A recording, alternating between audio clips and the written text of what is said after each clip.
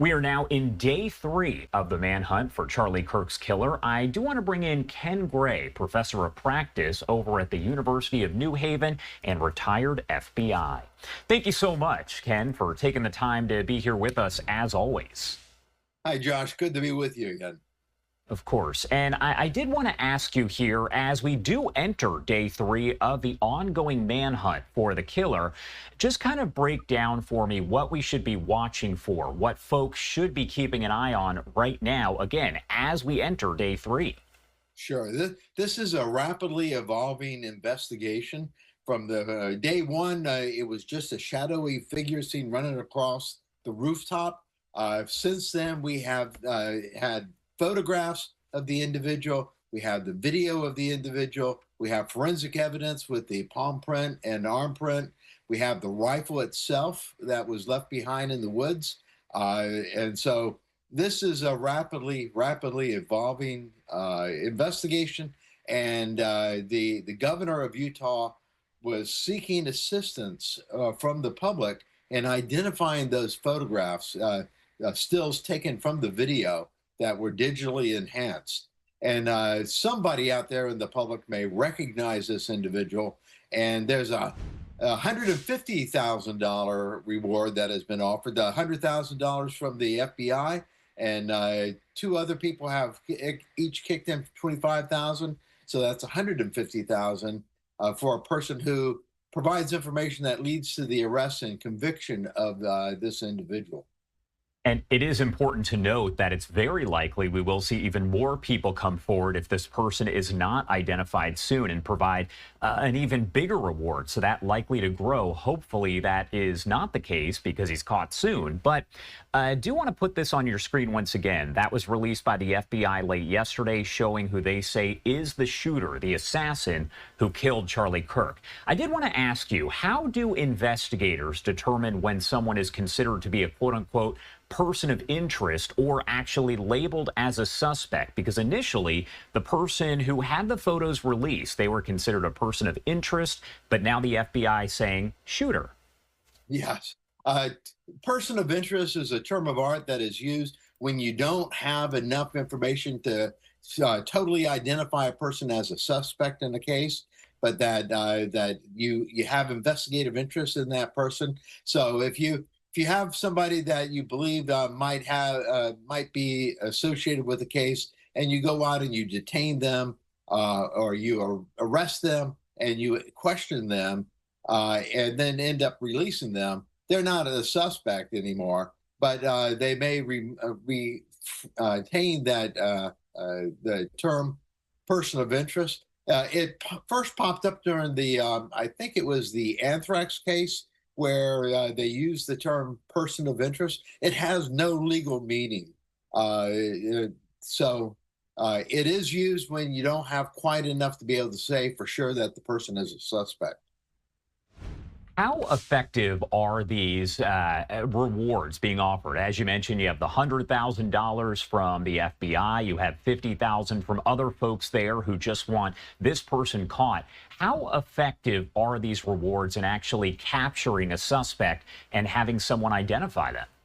Sure. Well, money like that often will motivate a person who was sitting on the fence about cooperating. It may be the thing that pushes them over the edge of that fence and has them cooperate with the FBI or with law enforcement. So it has been found in the past to be useful, but quite often people are willing to come forward with information without a reward like that, just simply because they want to do the right thing.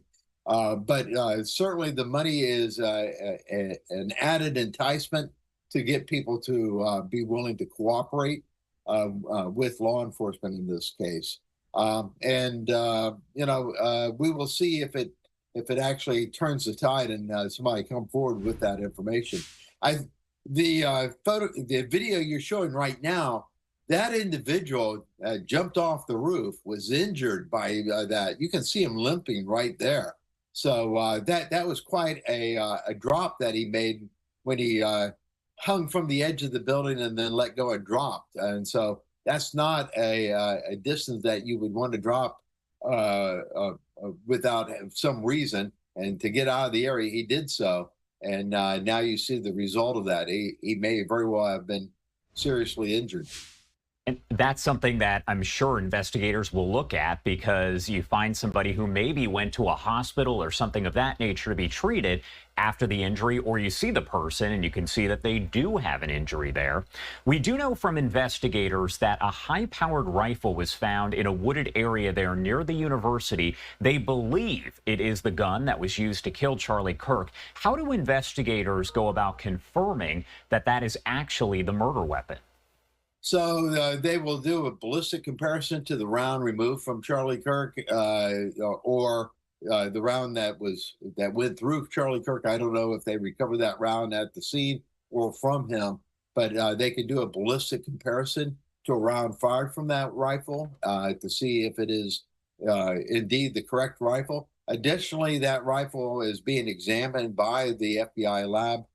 It'll be taken apart. It will be examined to see all different aspects of it to show that it does function, and it will be traced. ATF has the ability to trace for through records where it originated from, and so that weapon, of course, being able to acquire it.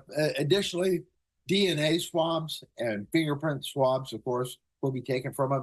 But it's my understanding it was wrapped in a towel, and that towel may have been used to wipe it down before leaving it.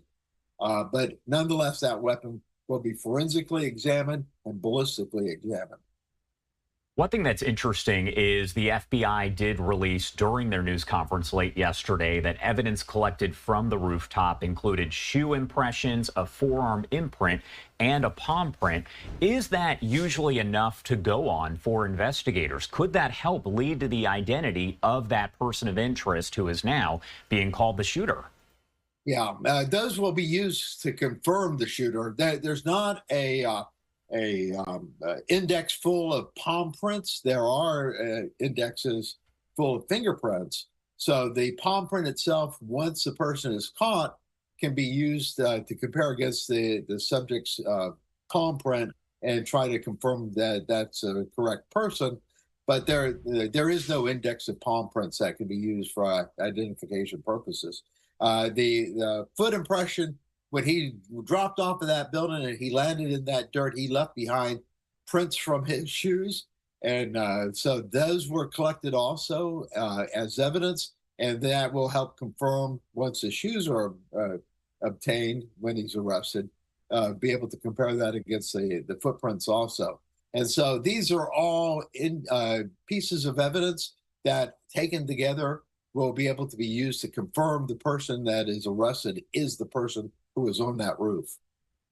We also know that two people were initially detained, but they were later released, saying that they were not connected to the shooting in any way. So how common would you say it is for investigators to pursue these leads? They say they've received about 7,000 of them. How often do they pursue leads, including arrests, and they turn out not to be panning out?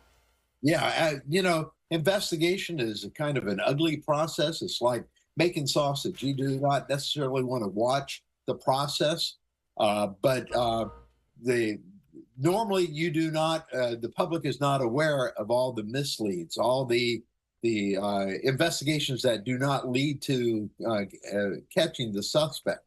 In this particular case, that information was put out during the first day. And it was people who were suspected at the time and then cleared and are no longer of interest to the investigation. So, not every lead is going to result in positive information. Not every lead is going to lead to capturing the suspect. It's just that we are seeing this play out in the public. We're learning of this, but that's very typical of an investigation, is not missteps, but false leads, or leads that do not lead to the capture.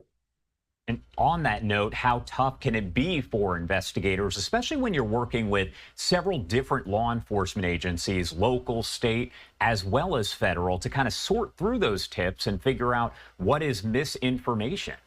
Oh, yeah. You get in a whole lot of leads. They all have to be run out. And in the process, It takes time to do so.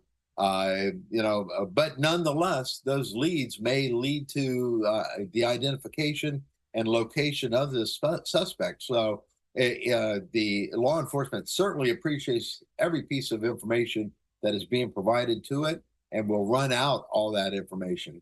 But it just takes time to do so. Investigations take time, and we are used to watching TV programs in a crime show where it's wrapped up in an hour. That's not reality. It takes time to do the investigation. And that's something that's important to note. You hear that a lot because folks watch a TV show, and by the end of that 30, 60-minute show, the crime's solved and someone is in custody. But again, we are on day 3 of this manhunt that is still ongoing. Ken Gray, as always, thank you so much for taking the time to join us and help break down this case. I'm sure we'll be in touch in the coming days as all of this does develop. Anything you want to add here before I let you go? I am really amazed at the progress that has been made so far. This case really is rapidly developing, and so, but the identification of the subject is not the end. You have to then capture that person. You have to arrest that person, and so it looks like we are certainly getting close to the identification. Then the second half has to occur also. In the case of Luigi Maggione, they identified him and captured him almost simultaneously. But in the case of Eric Robert Rudolph, the serial bomber, when he was identified of blowing up an abortion clinic and he went out into the woods, it was 2.5 years before he was captured. So these do not always come quickly to an end. All right. Ken Gray, thank you so much for taking the time to join us as always. We appreciate it. Anytime.